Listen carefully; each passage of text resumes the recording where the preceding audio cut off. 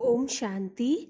अव्यक्त मुरली सीरीज में आज हम सुनेंगे दिनांक 17 जुलाई 1969 के बाप दादा के अव्यक्त रूप के महावाक्य। टाइटल है अव्यक्ति स्थिति बनाने की युक्तियां। अव्यक्त स्थिति अच्छी लगती है या व्यक्त में आना अच्छा लगता है?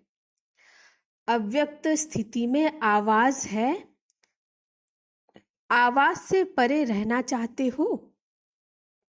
जब आप सभी आवाज से परे रहने का प्रयत्न करते हो, अच्छा भी लगता है, तो फिर बाप दादा को व्यक्त में क्यों बुलाते हो?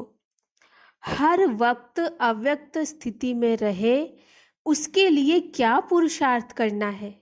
सिर्फ एक अक्षर बताओ, जिस एक अक्षर से अव्यक्त स्थिति रहे। कौन सा एक अक्षर याद रखेंगे जो अव्यक्त स्थिति बन जाए? मनसा, वाचा, कर्मणा तीनों ही व्यक्त में होते अव्यक्त रहे, इसके लिए एक अक्षर बताओ। आत्म अभिमानी बनना। आत्म अभिमानी अर्थात अव्यक्त स्थिति, लेकिन उस स्थिति के लिए याद क्या रखें? पुरुषार्थ क्या करें? धीरे धीरे ऐसी स्थिति सभी की हो जाएगी। जो किसके अंदर में जो बात होगी वह पहले से ही आपको मालूम पड़ेगा, इसलिए प्रैक्टिस करा रहे हैं।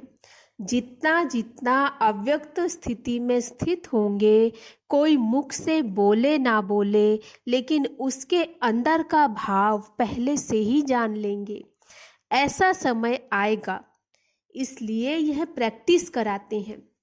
तो पहली बात पूछ रहे थे कि एक अक्षर कौन सा याद रखें? अपने को मेहमान समझना।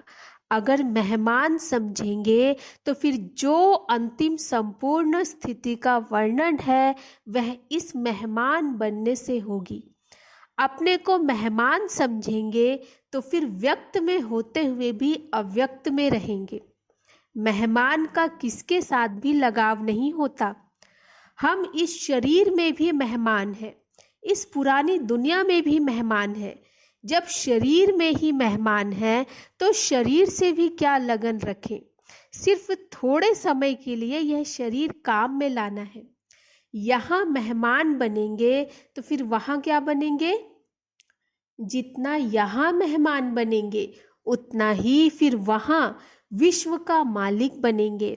इस दुनिया के मालिक नहीं हैं, इस दुनिया में हम मेहमान हैं, नई दुनिया के मालिक हैं।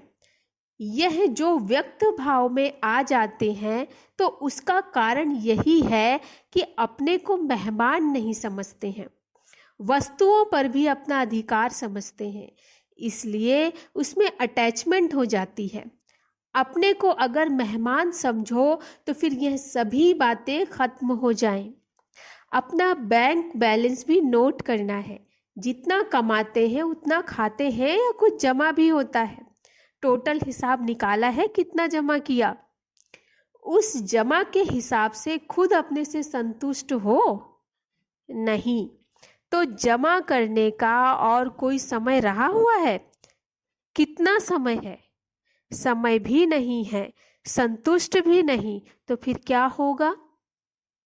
अभी सभी को यह खास ध्यान रखना चाहिए, अपना बैलेंस बढ़ाना चाहिए। कम से कम इतना तो होना चाहिए जो खुद संतुष्ट रहे।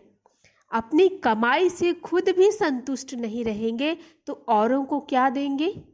एक एक को कितना जमा करना है? क्या सिर्फ अपने लिए जमा करना है या औरों के लिए भी करना है? औरों को दान करने के लिए जमा नहीं करना है। ऐसा समय अभी आएगा जो सभी भिखारी रूप में आप लोगों से यह भीख मांगेंगे, तो उन्हों को नहीं देंगे। इतना जमा करना पड़ेगा ना। अपने लिए तो करना ही है, लेकिन साथ साथ ऐसा दृश्य सभी के सामने होगा। जो आप अपने को भरपूर समझते हैं वह भी भिखारी के रूप में आप सभी से भीख मांगेंगे। तो भीख कैसे दे सकेंगे? जब जमा होगा ना। दाता के बच्चे तो सभी देने वाले ठहरे। आप सभी के एक सेकंड की दृष्टि के अमूल्य बोल के भी प्यासे रहेंगे। ऐसा अंतिम दृश्य आपके सामने रख, अपने सामने रख पुरुषार्थ करो। ऐसा ना हो कि दर पर आई हुई कोई भूखी आत्मा खाली हाथ जाए। साकार में क्या करके दिखाया? कोई भी आत्मा असंतुष्ट होकर ना जाए। भल कैसी भी आत्मा हो, लेकिन संतुष्ट होकर जाए। तो ऐसी बातें सोचनी चाहिए, सिर्फ अपने लिए नहीं। अभी आप रचयिता हो। आप एक एक रचयिता के पीछे फिर रचना भी है। माँ बाप को जब तक बच्चे नहीं होते, माँ बाप की कमाई अपने प्रति ही होती है। जब रचना होती है तो फिर रचना का भी पूरा ध्यान रखना पड़ता है। अब अपने लिए जो कमाई थी वह तो बहुत समय खाया, मनाया, लेकिन अब अपनी रचना का भी ध्यान रखना। आपने अपनी रचना देखी है? कितनी रचना है? छोटी है व बड़ी है? बाप दादा हर एक की रिजल्ट देखते हैं कि एक एक सितारे की कितनी रचना है।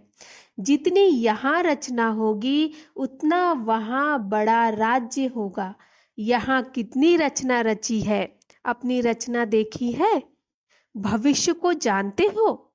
रचयिता तो सभी हैं, लेकिन बड़ी रचना की है या छोटी रचना? आज तो बड़ी की है।